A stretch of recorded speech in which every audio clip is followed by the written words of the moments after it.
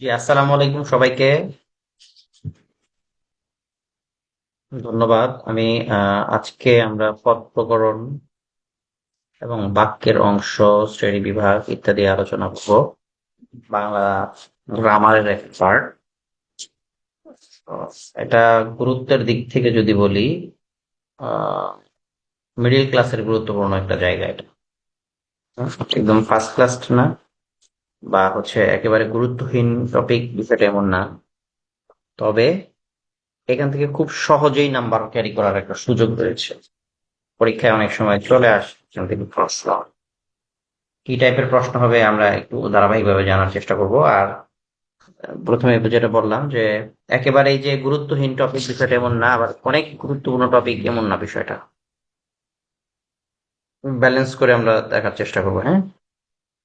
আচ্ছা, আলোচনার শুরুতেই দেখেন লেখা আছে বাক্যের অংশ ও শ্রেণীবিন্যাস।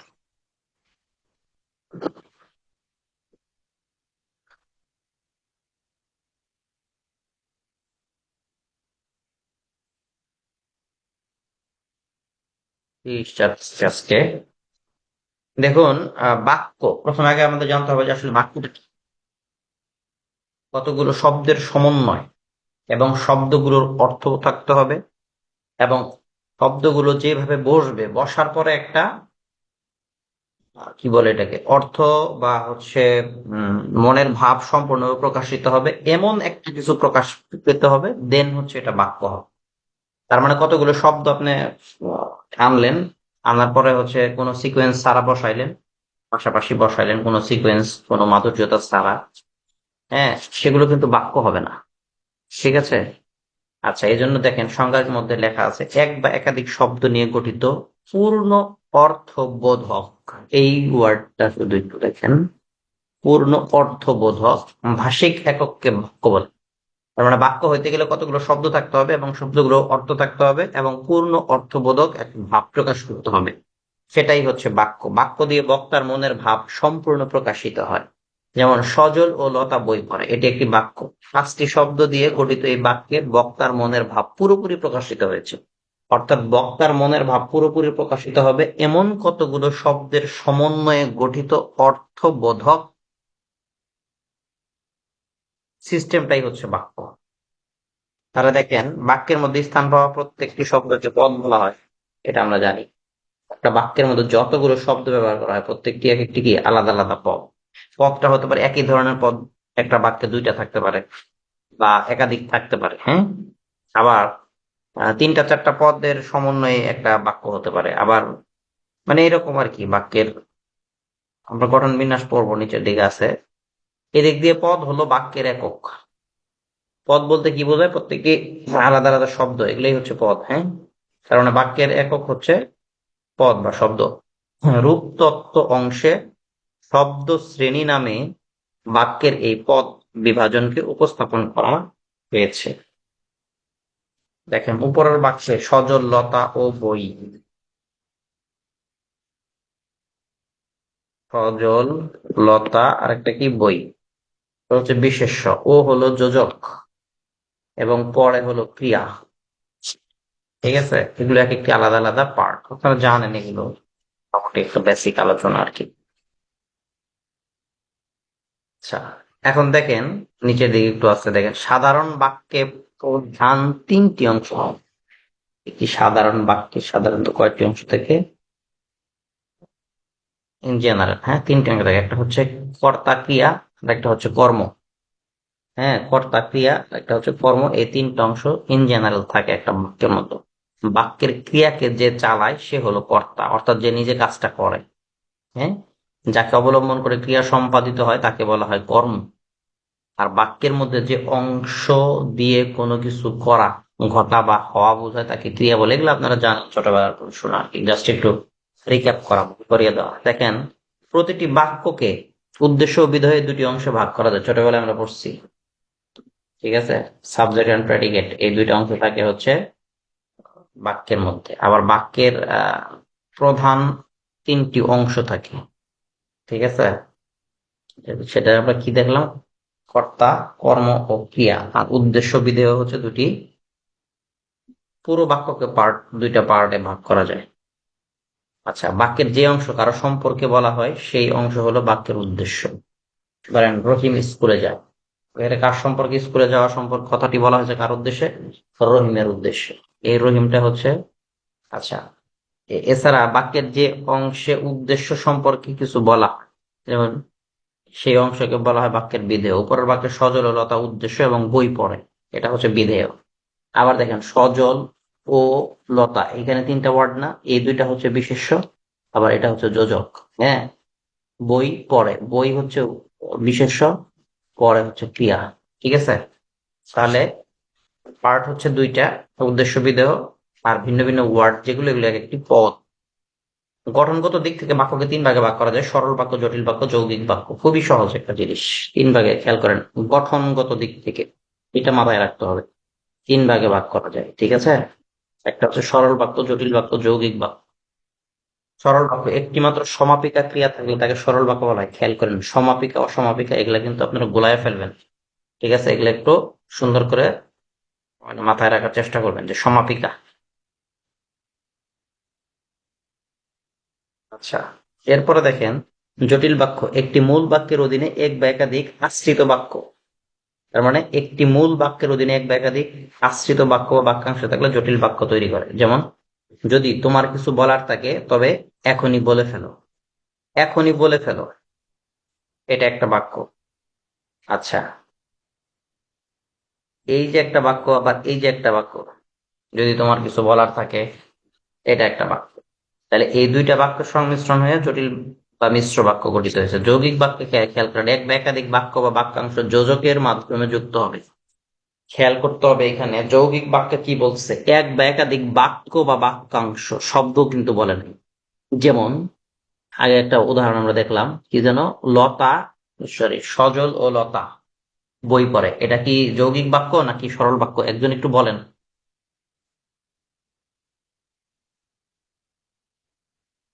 একজন একটু বলেন, আপনারা যারা আছেন লাইনে, হ্যাঁ, যে সজল ও লতা বই পড়ে, এটা কি যৌগিক বাক্য না সরল বাক্য?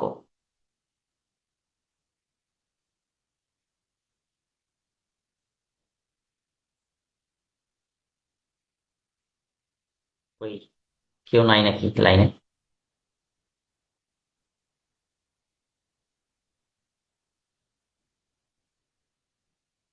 দেখেন, সজল ও লতা বই পড়ে, এটা হচ্ছে সরল বাক্য। ও যোজক থাকা সত্ত্বেও এটা সরল বাক্য হইলো, যৌগিক বাক্য না হয়। কেন হইলো? কারণ হচ্ছে, বলছে যে যৌগিক বাক্য হইতে গেলে দুইটা বাক্য বা দুইটা বাক্যের অংশ লাগবে। ঠিক আছে, দুইটা ওয়ার্ড কিন্তু বলে নাই, বা দুইটা শব্দ কিন্তু বলে নাই। একই জাতীয় দুটি শব্দ যদি যোজকের মাধ্যমে যুক্ত হয়, একই জাতীয় শব্দ অর্থাৎ দুটি ক্রিয়া, দুটি বিশেষণ, যেমন লাল ও কালো, লাল ও গোলাপি ফুলগুলো তুলে এনেছে, তাহলে এটা কি যৌগিক বাক্য হবে? ও থাকা সত্ত্বেও হবে না। কারণ কি? কারণ এইখানে যৌগিক বাক্য হইতে গেলে দুটি বাক্য বা বাক্যাংশ লাগবে, কিন্তু এখানে লাল ও কালো এই দুইটা হচ্ছে কি বিশেষণ। এই বিশেষণকে একত্র করছে, আমি আগেই বলছি, একই জাতীয় দুটি শব্দকে যদি একত্র করে তবে সেটা যৌগিক নয়, সেটা হচ্ছে কি হবে? সরল বাক্য। কথা ক্লিয়ার? যেমন এই যে এখানে দেখেন, রহমত রাতে রুটি খায় আর রহিম ভাত খায়, দুইটা ধরে দুই ধরনের বাক্য না? হ্যাঁ, তাহলে এই দুইটা দুই ধরনের বাক্য হওয়াতে এটা যৌগিক বাক্য হয়েছে, এই যে আর এর মাধ্যমে।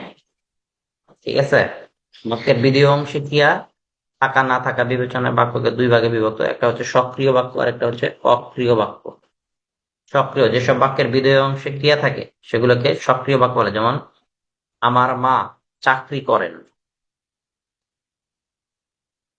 আরেকটা বলছে তিনি বাংলাদেশের নাগরিক ছিলেন, বা তিনি বাংলাদেশের নাগরিক হবেন।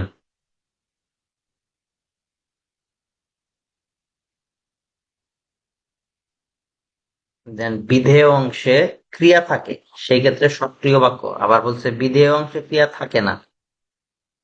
ঠিক আছে,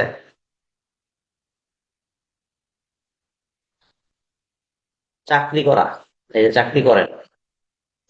ঠিক আছে, চাকরি করা কি ক্রিয়া না?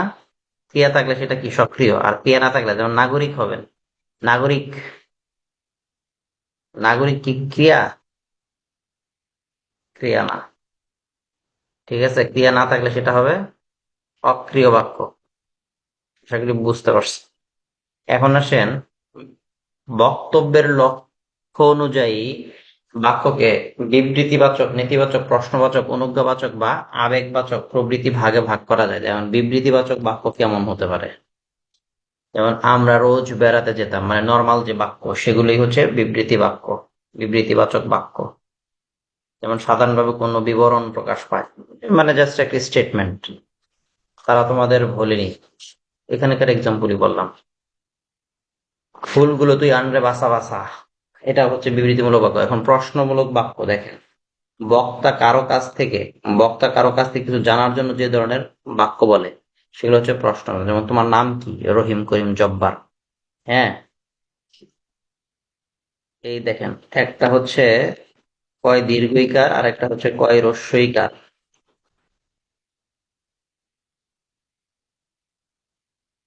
তোমার নাম কি?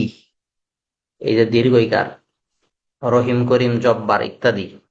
হ্যাঁ, আফরোজা আকলিমা, জান্নাত, সাদিয়া, এগুলো হচ্ছে উত্তর। তোমার নাম কি? তাহলে উত্তর দিবে এটা। আর তুমি কি ভাত খেয়েছ? তুমি কি ভাত খেয়েছ, মাথা নেড়ে হ্যাঁ না যদি বলে, তাহলে এই যে রস্যইকারের কি হয়? ঠিক আছে, এগুলো আছে, বিষয় একটু আলোচনা আছে। যেগুলো মাথা নেড়ে হ্যাঁ না বোঝানো যায়। তোমার নাম কি? তুমি কি মাথা নেড়ে বুঝাইতে পারবা?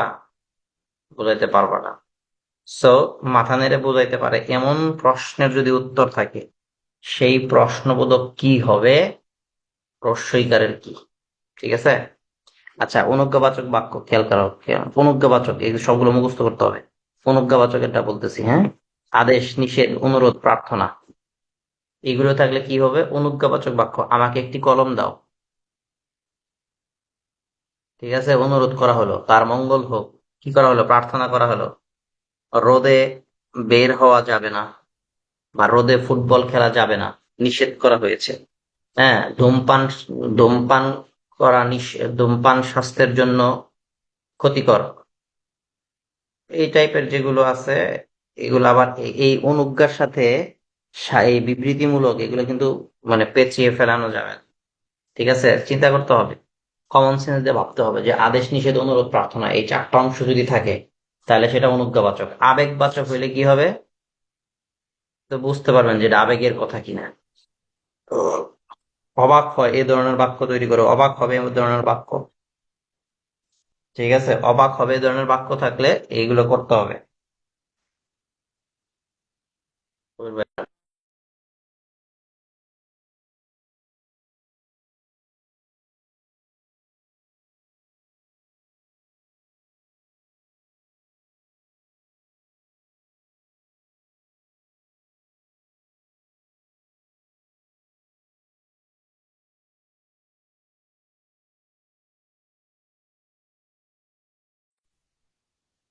তাহলে দেখেন, আমরা আবেগবাচক বাক্য, কোনো কিছু দেখে বা শুনে অবাক হয়ে যে ধরনের বাক্য গঠিত হয় সেগুলো হচ্ছে এই ধরনের, হ্যাঁ।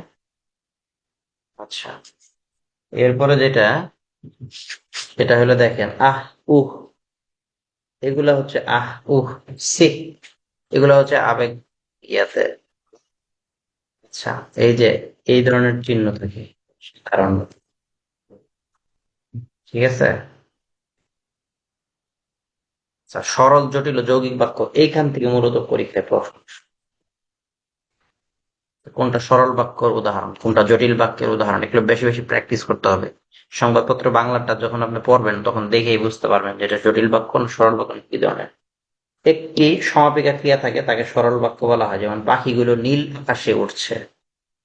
হ্যাঁ, পাখিগুলো উঠছে, এগুলো হচ্ছে সমাপিকা ক্রিয়া। তিনি ভাত খেয়ে ঘুমিয়ে পড়লেন। তিনি ঘুমিয়ে পড়লেন, ভাত খেয়ে। এখন খেয়াল করেন, তিনি ভাত খেয়ে, এইটুকু দিলে কি শেষ হয়? শেষ হয় না, সমাপিকা হয় না। সমাপিকা হইতে গেলে কি হয়? ভাত খেয়ে ঘুমিয়ে পড়লেন, এটুকু লাগবে। সরল বাক্যে অনেক সময় ক্রিয়া অনুপস্থিত থাকে। আমরা তিন ভাই বোন, এটা বাক্য হচ্ছে না? তাহলে ক্রিয়া না থাকলেও কিন্তু অনেক সময় সরল বাক্য হয়। আমরা তিন ভাই বোন, বাক্যের মধ্যে এক বা একাধিক পর সমাপিকা ক্রিয়া থাকলেও সরল বাক্য হয়। খেয়াল করেন, তিনি খুব সকালে ঘুম থেকে উঠে পায়চারি করতে করতে বাজারের দিকে গেলেন। এটাও কিন্তু অসমাপিকা ক্রিয়া থাকলেও সরল বাক্য। তার মানে সরল বাক্য হইতে গেলে যে শুধু সমাপিকা ক্রিয়া অসমাপিকা ক্রিয়া বা এগুলো লাগবে, ক্রিয়াই লাগবে, বিষয়টা এমন না। ঠিক আছে।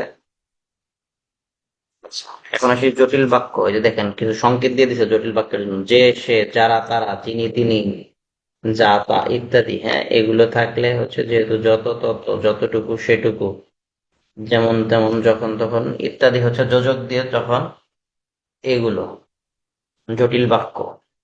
এখন দেখেন যৌগিক বাক্য, দুই বাচক স্বাধীন বাক্য।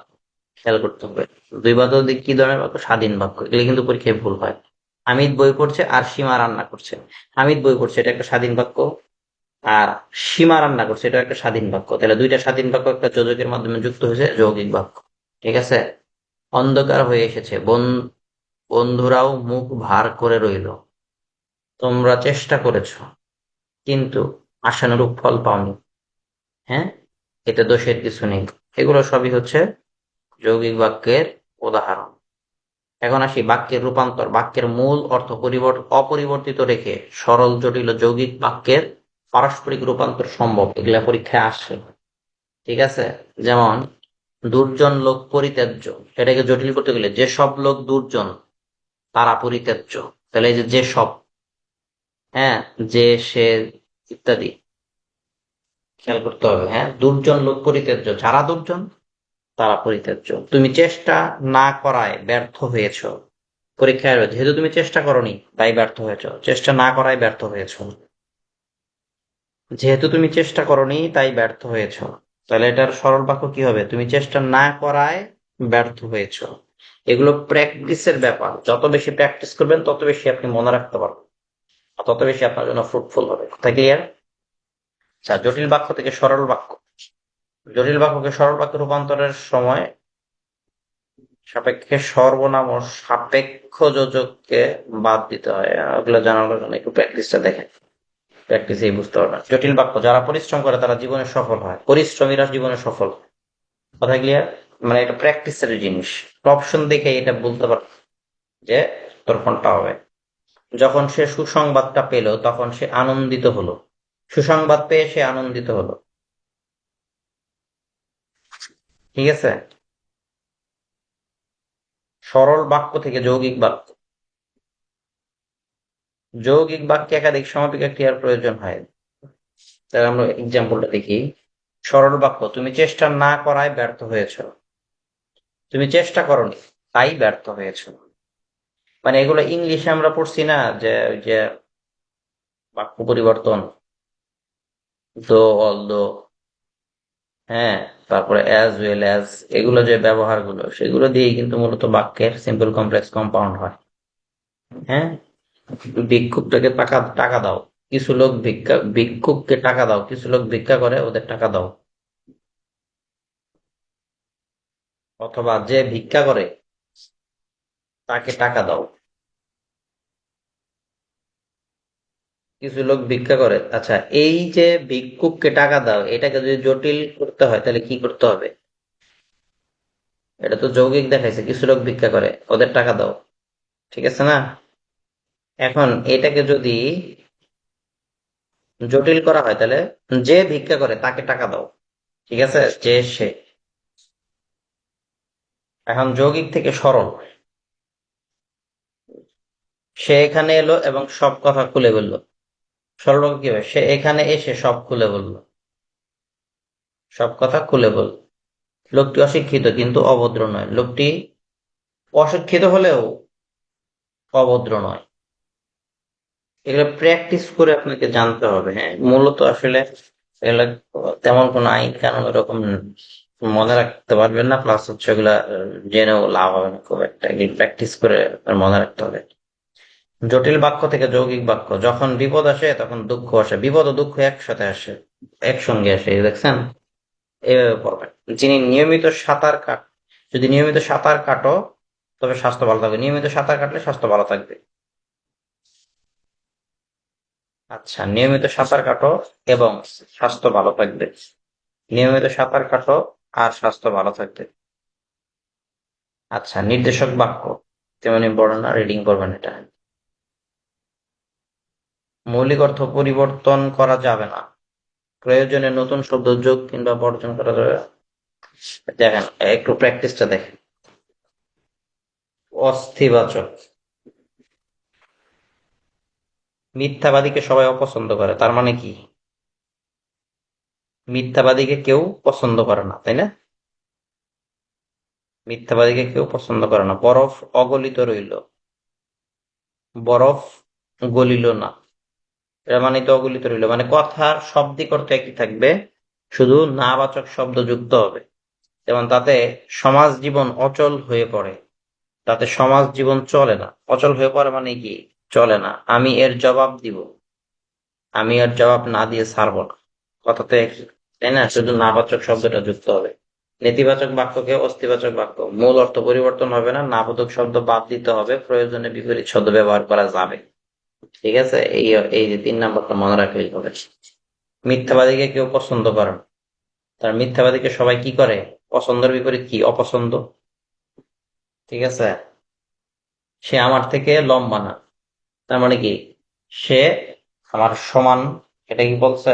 বলা নাই। আবার সে কি আমার থেকে খাটো না, সে আমার থেকে সমান নয়। সে আমার থেকে লম্বা, তার মানে কি? সে আমার থেকে সমান নয়।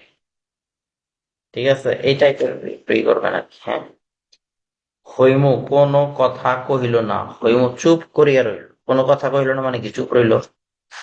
এভাবে পড়বেন। আচ্ছা, বিগত পরীক্ষায় দেখেন আসা প্রশ্নগুলো সমাধান করবেন আপনারা, এটা করলে আপনাদের সুবিধা হবে। নিজের কোনটি যৌগিক বাক্য? দোষ স্বীকার করলে তোমাকে শাস্তি দেওয়া হবে, তিনি বেড়াতে এসে কেনাকাটা করলেন। আচ্ছা, মহৎ মানুষ বলে সবাই তাকে সম্মান করে, ছেলেটি চঞ্চল তবে মেধাবী। তাহলে বুঝতে পারছেন, চঞ্চল তবে মেধাবী। ঠিক আছে, চঞ্চল তবে কি? মেধাবী। আচ্ছা, এগুলো আপনারা দেখবেন। গুরুচণ্ডলী দোষ মুক্ত। পদ প্রকরণে আসি আমরা। ইম্পর্টেন্ট, এবারটা হচ্ছে ইম্পর্টেন্ট। দেখেন, বাক্যে ব্যবহৃত বিভক্তিযুক্ত শব্দ বা ধাতুকে পদ বলা হয়। এগুলো প্রধানত 2 প্রকার: সব্যয় পদ আর একটা কি পদ ভাই? অব্যয় পদ। সব্যয় পদ দেখেন আবার কত প্রকার। সব্যয় পদ কত প্রকার? 4 প্রকার: বিশেষ্য, ক্রিয়া, সর্বনাম, বিশেষণ। সুতরাং পদ মোট 5 প্রকার। তাহলে এইখানে সব্যয় পদ হচ্ছে 4 প্রকার, আর 1 প্রকার কি? সর্বনাম, ক্রিয়া, আর একটা হচ্ছে অব্যয়। এই হচ্ছে মোট 5টা। এবং পরীক্ষায় যদি বলে যে পদ কত প্রকার, তাহলে উত্তর দিবেন অপশন দেখে। পদ প্রধানত 2 প্রকার। আর যদি বলে পদ কত প্রকার, তাহলে উত্তর দিবেন 5 প্রকার। ঠিক আছে, এই যে দেখেন চার্ট করে দেখাইছে। আলোচ্য বাক্যটি দেখেন: বিশেষ্য পদ, অভিযাত্রী, মানুষ, কল্পনা, রাজ্য, দেশ, মঙ্গল গ্রহ। বিশেষণ পদ, দুঃসাহসী, চিরন্তন, প্রস্তুত। এগুলা বুঝতে পারবেন আপনারা। সর্বনাম, তারা, যারা ইত্যাদি। ক্রিয়াপদ, ক্রিয়ার সাথে সম্পৃক্ত। হ্যাঁ, অব্যয়পদ হচ্ছে জন এবং জন্য ইত্যাদি, এগুলো হচ্ছে অব্যয়পদ। দেখেন বিশেষ্য পদগুলো কি কি। কোনো কিছুর নামই হচ্ছে বিশেষ্য। কি কি নাম হতে পারে? বিভিন্ন স্থানের নাম হতে পারে, ব্যক্তি, জাতি, হ্যাঁ, ইত্যাদির নাম হতে পারে। দেখেন বিশেষ্য পদ 6 প্রকার: সংজ্ঞা বা নামবাচক বিশেষ্য, রহিম, করিম ইত্যাদি। জাতিগত, কমন নাউন, গরু, মানুষ। মানুষ বললে কি শুধু আমারে বোঝাবে, আপনারা বোঝাবেন না, পুরো মানব জাতিকে বোঝাবে। হ্যাঁ, আচ্ছা। দ্রব্যবাচক, দ্রব্যবাচক বলতে কি বোঝায়? চিনি, মেটাল, ম্যাটেরিয়াল। ঠিক আছে, ইত্যাদি এগুলো। সমষ্টিবাচক, কালেকটিভ নাউন, আর্মি। হ্যাঁ, সেনাবাহিনী। সেনাবাহিনী বলতে কি একজন আর্মি সৈনিককে বোঝায় না, সৈনিক মানে হচ্ছে সিঙ্গেল। কালেকটিভ মানে যেই ওয়ার্ড দ্বারা পুরো একটা টিমকে বোঝানো হয়। ঠিক আছে, পুরো একটা গ্রুপকে বোঝানো হয়, সেটা হচ্ছে এটা। ভার্বাল নাউন বা ভাববাচক বিশেষ্য। হ্যাঁ, সেগুলো আমরা দেখবো একে একে। এর তো গুণবাচক বিশেষ্য ইত্যাদি। দেখেন, নামবাচক বিশেষ্য, এই যে ব্যক্তির নাম, ভৌগোলিক স্থানের নাম, ভৌগোলিক সংজ্ঞা, নদী, পর্বত, সমুদ্র, মেঘালয়, হিমালয়, মেঘনা, হ্যাঁ, আরব সাগর ইত্যাদি। গ্রন্থের নাম, এগুলো সবই কিন্তু বিশেষ্য। জাতিবাচক বিশেষ্য দেখেন, এই যে মানুষ, গরু বলতে পুরো গরুকেই বোঝানো হয়, পাখি বলতে সব পৃথিবীর সব পাখিকে। পর্বত বলতে একদম মাউন্ট এভারেস্ট থেকে শুরু করে কিলিমানজারো ইত্যাদি। আচ্ছা, চিনি, লবণ, পাথর, মাটি, বালি, ঠিক আছে, খাতা কলম ইত্যাদি, মানে যেসব জিনিসগুলো কি ফিনিশ প্রোডাক্ট একটা, কিন্তু অন্য কিছু থেকে বানানো হয়। হ্যাঁ, সেগুলো যেমন আখ থেকে চিনি বানানো হয়, এগুলো ফিনিশ প্রোডাক্ট। মানুষ কি ফিনিশ প্রোডাক্ট? মানুষও ফিনিশ প্রোডাক্ট, বাট এটার সাথে এটা সিমিলার না। সমষ্টিবাচক, এ দেখেন, জনতা, সভা, মাহফিল, ঝাঁক, বহর, দল, ভাববাচক বিশেষ্য। দেখেন, ভোজন, ভোজন মানে কি? খাওয়ার কাজ। এইটা একটু ভালো করে পড়তে হবে, কোনটা ভাববাচক বিশেষ্য। পরীক্ষা আসে, অনেক আসে পরীক্ষা।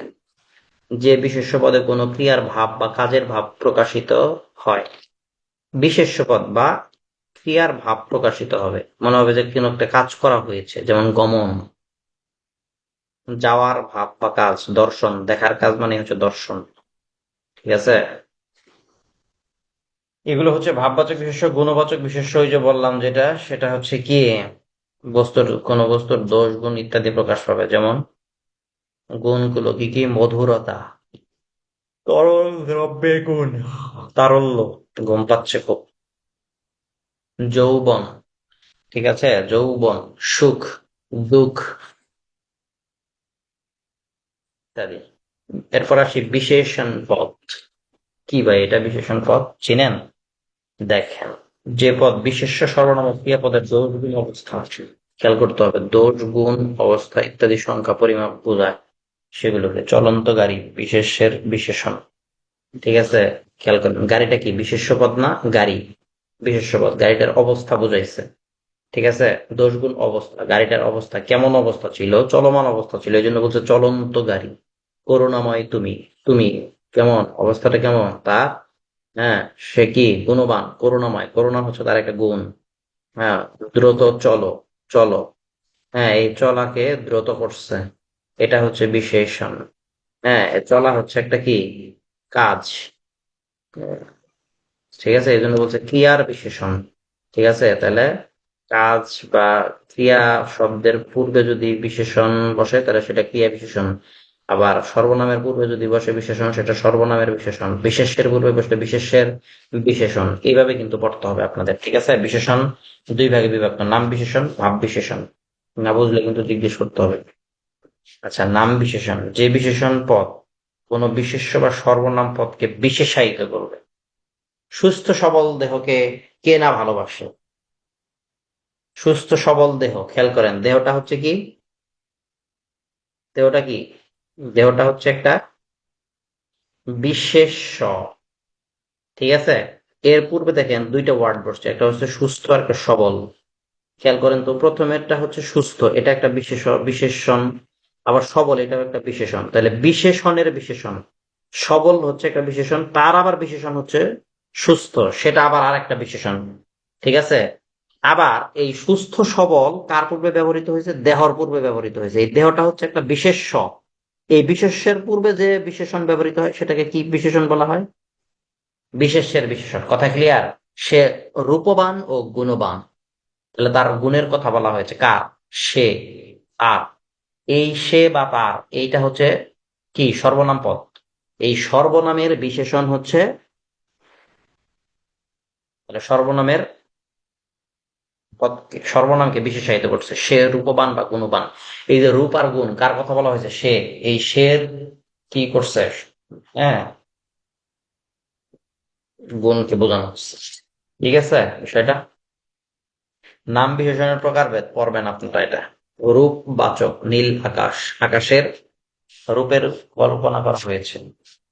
সবুজ মাঠ, ঠিক আছে। এখন যদি বলে বেগুনি মাঠ, কারণ বেগুনি মাঠ বললে কি তার রূপ বোঝানো হবে? মাঠের, মাঠ তো সাধারণত সবুজই, চোখ জোড়ানো, মন ভোলানো, ঠিক আছে। মেঘ তো সাধারণত কালোই হওয়ার কথা, তাহলে সেগুলোর এক একজনের এক একটা রূপ আছে, ঠিক আছে। বাঘের রূপ কি? গর্জন দেওয়া, তাই না? এই জন্য মেঘের রূপ হচ্ছে কালো, ছেয়ে যাওয়া, কালো মেঘে ঢেকে যাওয়া, ছেয়ে যাওয়া। আচ্ছা, গুণবাচক, মানুষের দেখেন এই যে চৌকস লোক, এই লোকের একটা গুণ, সেটা হচ্ছে চৌকস, ঠিক আছে। দক্ষ কারিগর, কারিগরের গুণ হচ্ছে দক্ষতা। এই যে দেখেন, অবস্থাবাচক, তাজা মাছ, মাছের অবস্থা বোঝানো হইতেছে। ঠিক আছে, এই তাজাটা হচ্ছে একটা কি বিশেষণ, মাছটা হচ্ছে একটা বিশেষণ। তাহলে কি এরকম অবস্থা বোঝানো হয়েছে না, এই জন্য অবস্থাবাচক। এরকম ভাবে আপনারা একটু এইটুকু পড়বেন। ঠিক আছে। আচ্ছা, এরপরে বিভিন্ন বিশেষণ গঠনের পদ্ধতি, এটাও পড়বেন। কৃদন্তটা পড়বেন, বিপ্সামূলক পড়বেন, হাসি হাসি মুখ, পরীক্ষায় আসে কাদো কাদো চেহারা কোন ধরনের বিশেষণে গঠিত শব্দ। তাহলে বলতে হবে বিশেষণ গঠনে বিপ্সামূলক। ঠিক আছে, কথা ক্লিয়ার? তদ্বিতান্ত জাতীয় সম্পদ, নৈতিক বল, মেঠোপথ, উপসর্গযুক্ত নিখুঁত কাজ, অপহৃত সম্পদ, নির্জরামিচ্ছে। ভাব বিশেষণ খুব ইম্পর্টেন্ট টপিক। ভাব বিশেষণ। ঠিক আছে, ক্রিয়া বিশেষণ, বিশেষণের বিশেষণ, আর একটা হচ্ছে অব্যয়ের বিশেষণ। এই যে নাম বিশেষণ, ভাব বিশেষণ, ক্রিয়া বিশেষণ, বিশেষণের বিশেষণ, অব্যয়ের বিশেষণ, বাক্যের বিশেষণ। ক্রিয়া বিশেষণ দেখেন, ক্রিয়ার সংগঠনের ভাব, ধীরে ধীরে বায়ু বহে। বায়ু বয়, বায়ু বয়, বয় বায়ু বহা মানে কি? হ্যাঁ, এটা একটা ক্রিয়া, ক্রিয়া সংগঠনের ভাব। এই যে বায়ু বইতেছে, ব্লোয়িং। ক্রিয়া সংগঠনের কাল, পরে একবার এসো, আসতে বলছে, আসা কি একটা ক্রিয়া না? হ্যাঁ, ক্রিয়া। এর পরে বলছে যে ক্রিয়া সংগঠনের কাল, পরে একবার এসো, পরে আসতে বলছে, পরে মানে কি একটা সময়, ক্ষণ। ঠিক আছে, এই জন্য বলছে ক্রিয়া সংগঠনের কাল। বিশেষণীয় বিশেষণ, যে পদ নাম বিশেষণ অথবা ক্রিয়া বিশেষণকে বিশেষায়িত করে তাকে বিশেষণীয় বিশেষণ বলে। নাম বিশেষণের বিশেষণ, সামান্য একটু দুধ দাও। হ্যাঁ, এ ব্যাপারে সে অতিশয় দুঃখিত। এগুলো উদাহরণ মনে রাখবে। এর মনে রাখতে হবে ভাই, উদাহরণ। পরীক্ষায় এগুলোই আসবে, ওটা কোন কিসের উদাহরণ। যখন আসে তখন এইভাবেই আসে। হ্যাঁ, ধিক তারে, শতধিক, নির্লজ্জ যে জন। তাহলে অব্যয়, তার, তার এগুলো তো হচ্ছে অব্যয়। হ্যাঁ, অব্যয়ের বিশেষণ। তাহলে ধিক যে জন, এগুলো হচ্ছে অব্যয়। তার আবার বিশেষণ হচ্ছে ধিক, ধিক নির্লজ্জ। এগুলো হ্যাঁ বাক্যের বিশেষণ। এগুলো তেমন ইম্পর্টেন্ট না, বিশেষণের অতিশায়ন এইটা আসে পরীক্ষায়। দেখেন, বিশেষণ পদ যখন দুই বা ততোধিক বিশেষ্য পদের মধ্যে গুণ, অবস্থা, পরিমাণ প্রভৃতি বিষয়ে তুলনা বা একের উৎকর্ষ বা অপকর্ষ বুঝিয়ে তাকে ইত্যাদি। যমুনা একটি দীর্ঘ নদী, খেয়াল করেন।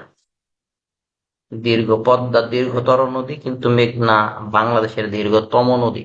সূর্য পৃথিবী ও চন্দ্রের মধ্যে তুলনায় সূর্য বৃহত্তম, বৃহত্তর, ক্ষুদ্রতম। মানে খেয়াল করেন, যমুনা একটি দীর্ঘ নদী, এই দীর্ঘ থেকে আরো দীর্ঘতর মানে বড় নদী, আরো বড় মানে বিশেষণের অতিশায়ন। বলছে বিশেষণ পদ যখন দুই বা ততোধিক বিশেষ্য পদের মধ্যে গুণ, অবস্থা, পরিমাণ নির্ধারণ করে। তাহলে পরিমাণ মানে কি? মানে দৈর্ঘ্য বোঝানো হইতেছে, মানে আরো বেশি দৈর্ঘ্য, আরো বেশি দীর্ঘ। ঠিক আছে না, এটা বড় বলতে তার থেকে আরো বড় আছে, তার থেকে আরো বড় বা আরো ক্ষুদ্র। যেমন গরুর থেকে ঘোড়ার দাম বেশি। বাংলা শব্দের অতিশায়ন।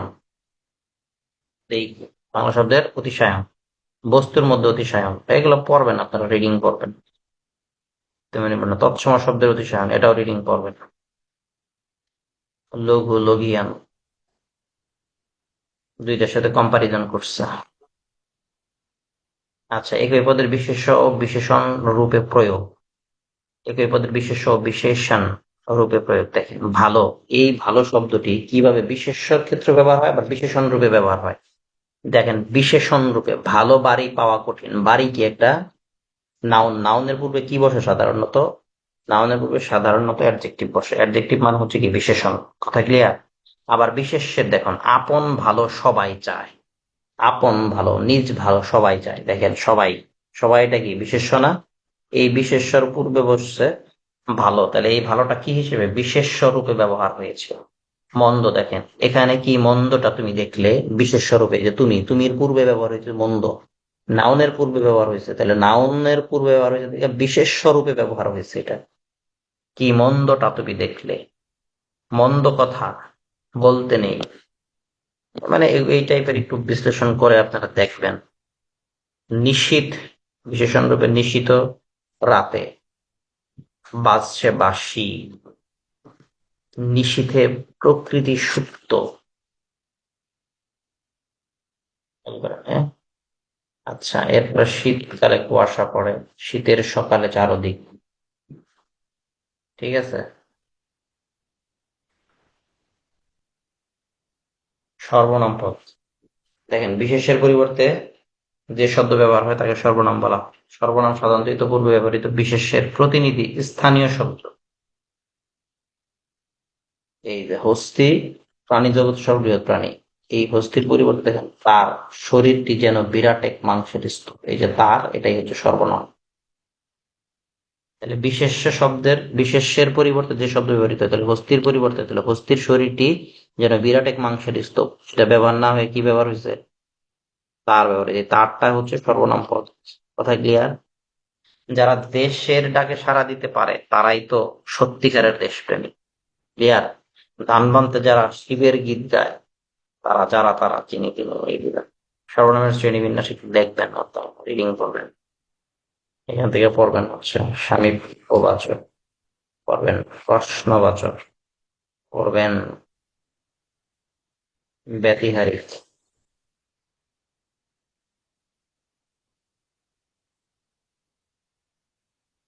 পুরুষ দরকার নাই।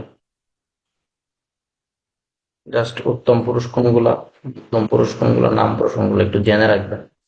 জেনে রাখা ভালো। উত্তম পুরুষ নিজে ফার্স্ট, না সরি ফার্স্ট, কি বলে এটা, ফার্স্ট পার্সন। হ্যাঁ, প্রত্যক্ষভাবে উদ্দিষ্ট ব্যক্তি বা শ্রোতাই। যেমন তুমি, তোমরা, তোমাকে, তোমাদের, তোমাদিগকে, আপনি, আপনারা। এগুলো অনুপস্থিত বা পরোক্ষভাবে ব্যক্তি যেগুলো, সে, তারা, আপনারা ইত্যাদি। উত্তম পুরুষ, মধ্যম পুরুষ, নাম পুরুষ। ব্যক্তিবাচক সর্বনামের রূপ।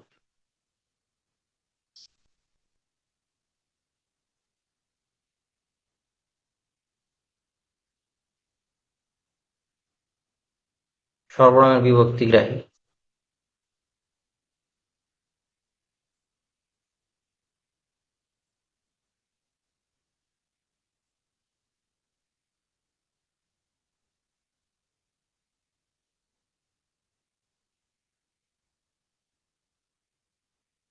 এগুলো পড়বেন, একটু রিডিং করবেন, এগুলো তেমন ইম্পর্টেন্ট কোনো কিছু না।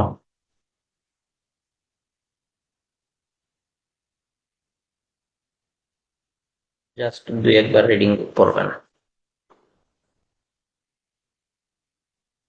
অব্যয় পদ, এটা একটু পড়তে হবে। ন ব্যয় অব্যয়, যার ব্যয় বা পরিবর্তন হয় না, অর্থাৎ অপরিবর্তনীয় শব্দ, তাই অব্যয়। দেখেন, বাংলা অব্যয় শব্দ তৎসম বাংলা ভাষায় তিন প্রকার অব্যয় শব্দ।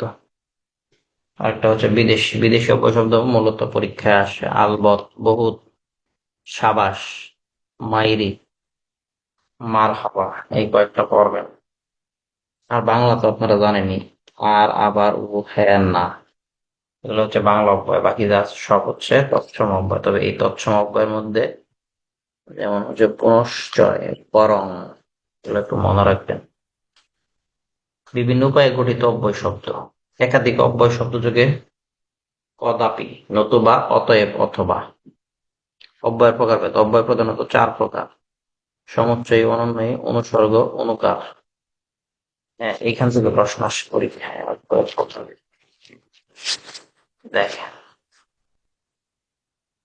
এই সমুচ্চয়ী অব্যয় আবার হচ্ছে তিন ধরনের: সংযোগ, বিয়োজক, সংকোচক। সমুচ্চয়ী অব্যয়, যে অব্যয় পদ একটি বাক্যের সঙ্গে অন্য একটি বাক্যের অথবা বাক্যস্থিত একটি পদের সঙ্গে অন্য একটি পদের সংযোগ, বিয়োজন ও সংকোচন ঘটায়, তাকে সমুচ্চয়ী অব্যয় বা সম্বন্ধবাচক অব্যয় বলা হয়। সংযোজক অব্যয়, ও অব্যয়টি বাক্যস্থিত দুই পদের সংযোগ করেছে, ও অব্যয়টি। হাসেম কিংবা বিয়োজক, মানে দুইজনের মধ্যে একজনকে বাদ দেওয়া হয়ে গেছে, বিয়োজক। ও দ্বারা সংযোজক বুঝাইছে, ও এবং সেগুলা দ্বারা সংযোজন বোঝায় তিনি সৎ, তাই সকলেই তাকে শ্রদ্ধা করে। হ্যাঁ, এখানে তাই।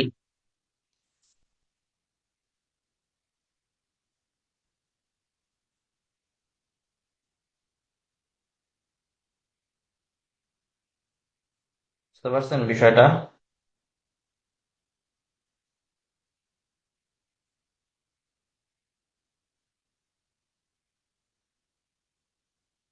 তাহলে যেটা বললাম যে হাসেম কিংবা কাশেম, কিংবা তারা কি করছে, একজনকে বলেছে, মানে বিয়োজক হয়ে গেছে। হ্যাঁ, মন্ত্রের সাধন কিংবা শরীর পাতন, যে কোনো একটা বিকল্প। হ্যাঁ, বিয়োজক। তাহলে বা, অথবা, নতুবা, না হয়, নয়তো। আর সংকোচন কি? বিদ্বান অথচ সৎ ব্যক্তি নন। এখানে অথচ অব্যয়টি দুটি বাক্যের মধ্যে ভাবের সংকোচ সাধন করেছে, কিন্তু বরং শব্দগুলো সংকোচ করে। এগুলো একটু মনে রাখবেন। হ্যাঁ, অনুগামী সমুচ্চয়ী অব্যয়। তিনি এত পরিশ্রম করেন যে তার স্বাস্থ্য ভঙ্গ হওয়ার আশঙ্কা আছে।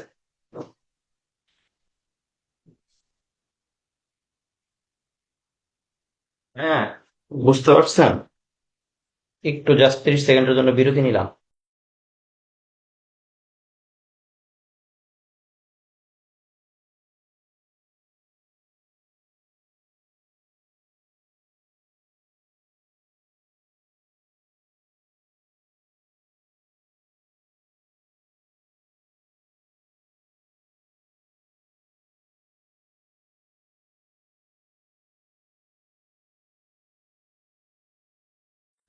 আচ্ছা, যেটা বলতেছিলাম যে অনুগামী সমুচ্চয়ী অব্যয়, যে, যদি, যদিও, যেন প্রভৃতি কয়েকটি শব্দ সংযোজক অব্যয়ের কাজ করে থাকে, তাই তাদের অনুগামী সমুচ্চয়ী অব্যয় বলে। আচ্ছা, দেখেন উদাহরণটা কি। তিনি এত পরিশ্রম করেন যে তার স্বাস্থ্যভঙ্গ হওয়ার আশঙ্কা আছে।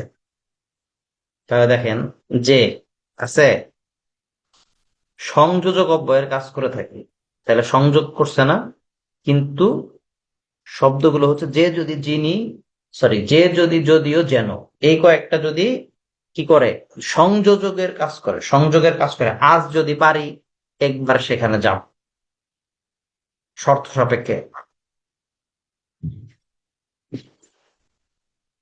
এখন আসেন অনন্যই অব্যয়, যে সকল অব্যয় বাক্যের অন্য পদের সঙ্গে কোনো সম্বন্ধ না রেখে স্বাধীনভাবে নানাবিধ ভাব প্রকাশে ব্যবহৃত হয়, তাদের অনন্যই অব্যয় বলে। দেখেন, উচ্ছ্বাস প্রকাশে, এগুলো কিন্তু পড়তে হবে, এগুলো পরীক্ষায় আসে। দেখেন, স্বীকৃতি, সম্মতি, আমি আজ আলবৎ যাব, মানে অবশ্যই যাব। হ্যাঁ, নিশ্চয়ই পারবো। আবার সমর্থন সূচক জবাবে, আপনি যা জানেন তা তো ঠিকই বটে, মানে তাকে আপনি সাপোর্ট দিলেন। যা ঘৃণা বা বিরক্তি প্রকাশে, সি সি, তুমি এত নীচ, কি আপদ, লোকটা যে পিছু ছাড়ে না, মানে বিরক্তি প্রকাশ করতেছে। হ্যাঁ, সম্বোধনে, ওগো, আজ তোরা যাসনে ঘরের, সম্বোধন বোঝাইতে ওগো। ওগো বলতে কারে বোঝানো হয়েছে? মানে ওই যে প্রিয়জনদেরকে বোঝানো হয়েছে। প্রিয়জন বলতে এগুলো মানে অন্য কিছু না কিন্তু, মানে বাচ্চা কাচ্চা বা হচ্ছে ছেলে পেলে পোলাপান। হ্যাঁ, এদেরকে। সংশয়ে সংকল্প সদা টলে, পাছে লোকে কিছু বলে। হ্যাঁ, যাই হোক, এগুলো এইভাবে একটু দেখবেন। আচ্ছা, কত না হারানো স্মৃতি জাগে আজও মনে, এগুলো একটু আপনারা রিডিং করবেন। এগুলো, এই চ্যাপ্টারটা হচ্ছে, আজকের টপিকটা হচ্ছে, যত বেশি আপনি রিডিং করবেন তত বেশি আপনার আইডিয়া তৈরি হবে। এখানে আপনি কমন পাওয়ার, সরাসরি কমন পাওয়ার কোনো সুযোগ নেই, বা আপনি মুখস্থ করেও লাভ নেই। এখানে এক্সাম্পল গুলো মিলিয়ে মিলিয়ে পড়তে হবে, নামটা মনে রাখতে হবে, এবং এক্সাম্পল গুলো মিলিয়ে দেখতে হবে যেটার সাথে আসলে সামঞ্জস্যতা কতটুকু বা কিভাবে হচ্ছে। অনুসর্গ অব্যয়, যে সকল অব্যয় শব্দ বিশেষ্য সর্বনাম পদের বিভক্তির ন্যায় বসে কারক বাচকতা প্রকাশ করে, তাদের অনুসর্গ অব্যয় বলে। যেমন, ওকে দিয়ে এ কাজ হয় না, দিয়ে অনুসর্গ অব্যয়। এই লাইনটা অনেক সময়, অনুসর্গ অব্যয়ের অপর নাম কি? পদান্বয়ী অব্যয়। একটা বিভক্তি সূচক আর একটা হচ্ছে বিভক্তি রূপে ব্যবহৃত অনুসর্গ, এগুলো আসে না। এখন দেখেন, এই যে অনুকার অব্যয়, এইটা আসে পরীক্ষায়। অনুকার, বজ্রের ধ্বনি, এগুলো মুখস্থ করতে হবে, এই টেকনিকটা। ঠিক আছে, এগুলো খুব ইম্পর্টেন্ট। বাতাসের শব্দ শন শন, মেঘের গর্জন গুড় গুড়, সিংহের গর্জন গড় গড়। হ্যাঁ, নুপুরের আওয়াজ রুমঝুম, রুমঝুম ঝুমরুম। হ্যাঁ, শুষ্ক পাতার শব্দ মর্মর। কোকিলের রব কুহু কুহু,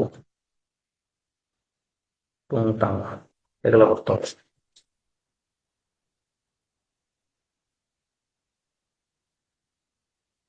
অব্যয়ের বিশেষণ, নাম বিশেষণ, অতিভক্তি চোরের লক্ষণ, আবার যেতে হবে। এগুলা সাধারণত পরীক্ষাতে বেশি আসে না, তেমন ইম্পর্টেন্ট না।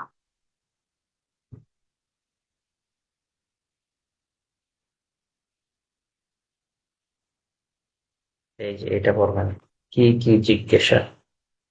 হ্যাঁ, তুমি কি বাড়ি যাচ্ছ? না। এই যে দেখেন কি, রস্বইকার থাকলে ইয়েস নো, হ্যাঁ, না, এই দুইটা যদি উত্তর হয় তাহলে রস্বইকার কি, আর দীর্ঘইকার কি অন্য ধরনের অ্যান্সার। না নিষেধ অর্থে, এখন যেও না, যেতে না করছে নিষেধ অর্থে, তিনি যাবেন, না হয় আমি যাব, এটা কি নিষেধ করছে? না। বিকল্প প্রকাশে, মানে তার পরিবর্তে আমি, এটা কিন্তু পড়তে হবে না। হ্যাঁ, এই নাটা পড়তে হবে। আদর প্রকাশে বা অনুরোধে, আর একটি মিষ্টি খাও না খোকা, আর একটা গান গাও না ভাই, এই না কোনো কিছু নিষেধ করছে না, কিন্তু কি করছে, আদর প্রকাশে বা অনুরোধে আর একটি মিষ্টি খাও না খোকা, আদর করে বলতেছে। সম্ভাবনায় তিনি নাকি ঢাকায় যাবেন, রহিম সাহেব নাকি ঢাকায় যাবেন আজকে। হুম, এই যে সম্ভাবনা, সম্ভাবনা অর্থেও না ব্যবহৃত হয়, তাহলে এই নাটা কি অর্থে ব্যবহৃত হয়েছে? সম্ভাবনা অর্থে। আবার এই নাটা ব্যবহার হয়েছে কি অর্থে? আদর প্রকাশ্যে। কথা কি ক্লিয়ার, বুঝাইতে পারছি? তুলনায় ছিল তো না, যেন দেখলাম, যেন এটা আসে পরীক্ষা।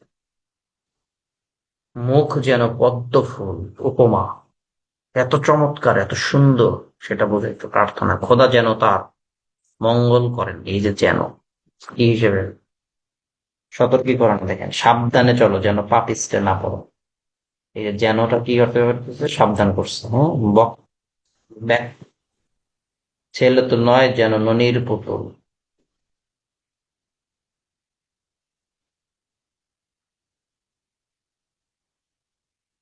এই মোটামুটি এইটুকু হচ্ছে পত্রকরণের আলোচনা ছিল। তো আজকে সারমর্ম যদি করি আমি, তাহলে কি হয় দেখেন। এই যে শেষের যে পার্টটা পড়লাম আমি, অনুকার অব্যয়, এইখান থেকে লাস্ট পর্যন্ত, এটা শতভাগ এখান থেকে সাধারণত অনেক সময় পরীক্ষায় আসে। হ্যাঁ, অনুকার অব্যয়, আর এই যে শেষের দিকে যে টপিকটা দেখা যাবে কি, না এবং যেন কি অর্থে ব্যবহৃত হয়েছে, এগুলো থেকে সাধারণত প্রশ্ন আসে। আচ্ছা, এরপরে আসবে হচ্ছে এই যে সংযোজক, সংকোচন ও বিয়োজক অব্যয়, এই তিনটা থেকে প্রশ্ন আসে সাধারণ। এক্সাম্পল আসবে পরীক্ষায়, কোনটা কিসের উদাহরণ, কোনটা কি হিসেবে ব্যবহার হয়েছে। ঠিক আছে। আচ্ছা, অনুকার বা ব্যঞ্জনাত্মক হিসেবে এটা পরীক্ষায় আসে। আচ্ছা, এরপরে আসবে হচ্ছে সরল বাক্য, যৌগিক বাক্য, মিশ্র বাক্য। এইটুকু পড়লেই মূলত এখানে কমন পাওয়া যাবে আশা করি। ঠিক আছে। আর বাকি যত কিছু আছে এগুলো একটু রিডিং করবেন বেশি বেশি। আমি যতটুকু দাগিয়ে দিছি মোর দেন এনাফ এই আজকের লেকচারের জন্য। ঠিক আছে, মোর দেন এনাফ। এর বাইরে তেমন কোনো কিছু পড়াশোনা করার দরকার নাই। যারা বেশি পড়তে চান তারা হচ্ছে রিডিং করবেন, এর বাইরে যত কিছু আছে। ঠিক আছে, এখন বলেন, কেউ কোনো কিছু না বুঝলে জিজ্ঞেস করতে পারেন। মোটামুটি শেষ আজকের লেকচার। ছোট একটা টপিক, মিডল ক্লাসের গুরুত্বের দিক থেকে মধ্যম পর্যায়ে পড়বে এটা। এবং আজকের আলোচনার জিস্ট যদি বলি, তাহলে অব্যয়ের অংশটা বেশি গুরুত্ব দিবেন। হ্যাঁ, তারপরে হচ্ছে সরল বাক্য, যৌগিক বাক্য, মিশ্র বাক্য, কিভাবে বাক্য আর বাক্যের পরিবর্তন, ওই যে হ্যাঁ, হ্যাঁ এবং হচ্ছে সরি, কি বলে, অস্তিবাচক, নেতিবাচক। ঠিক আছে, এই দুইটা ইতিবাচক নেতিবাচক, এই টাইপের যেগুলো আছে, আমার যাওয়া হবে না। আমার এই যে মানে এই যে উদাহরণ যে দেখি তো কোন যাবে না সেটা,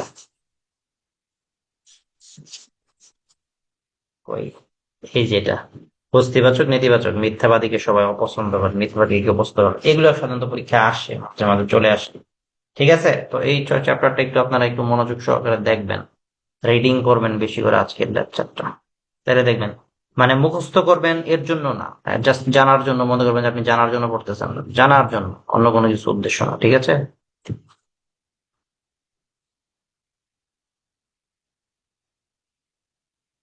ওকে, তাহলে আমরা শেষ করতে পারি, হ্যাঁ?